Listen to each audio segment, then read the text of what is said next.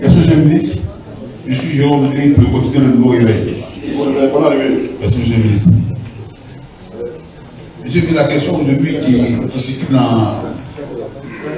sur toutes les lèvres, c'est pourquoi le président Laurent Gbagbo ne s'est pas rendu à Yamoussoukro le 7, alors qu'il était invité officiellement à la commémoration de son 2 ans d'indépendance.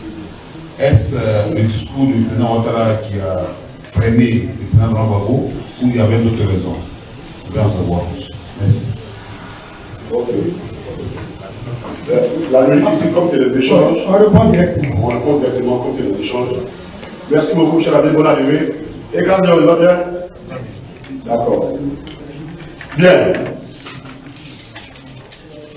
Cher Abbé, là je passe au couvert de l'autorité de notre parti. Nous avons, quand je dis nous, le président Laurent Gbagbo a dirigé la Côte d'Ivoire.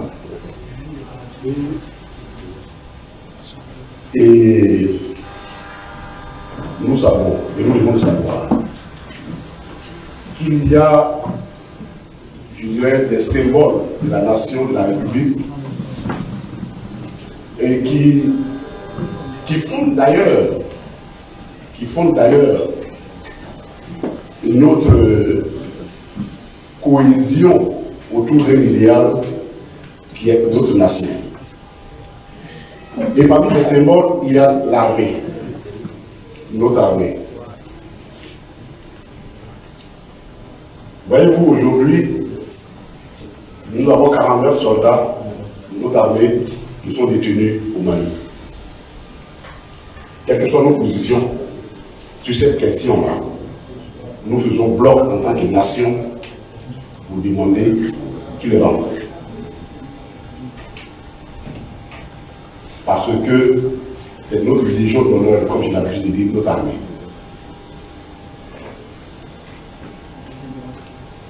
Ce qui est la raison fondamentale de l'absence du président à Yamoussoukro, c'est que, ayant été chef suprême des armées de Côte d'Ivoire, il est allé à la CPI, il en a été acquitté, il a été acquitté là-bas. Et donc, la conclusion, c'est que les militaires qui ont exercé sous son ordre n'ont pas exercé d'ordre légal. Dès cet instant,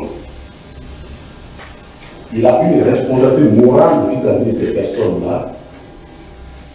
Et au nom du respect qu'on a pour l'armée qu'il a servi et qu'il a commandé, il lui était difficile.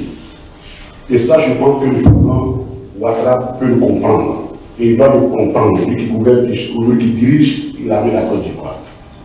Il était difficile d'aller assister au défilé de l'armée nationale de la Côte d'Ivoire lorsque des soldats qui ont servi sous son service sont encore en prison. Ça, ce n'est même pas une position politique, c'est une position de principe républicain.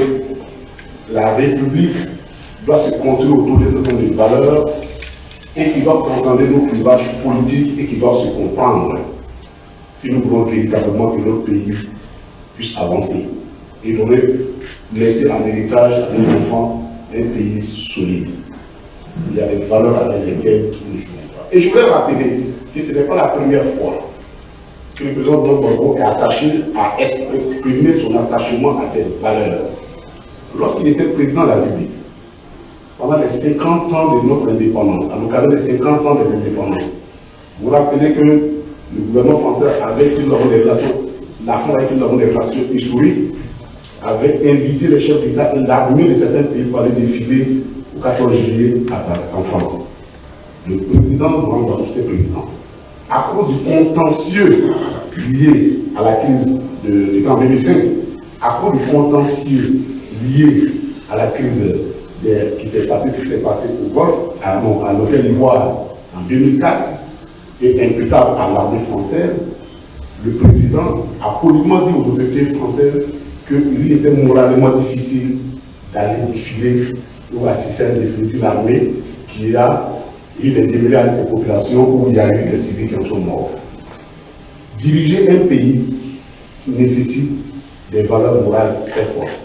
Et ce que nous disons, le président, peut-être que s'il avait été libéré, le président aurait fait l'effort de parti, il aurait pu les raisons, nous sommes dans un groupe à parler de la décrispation.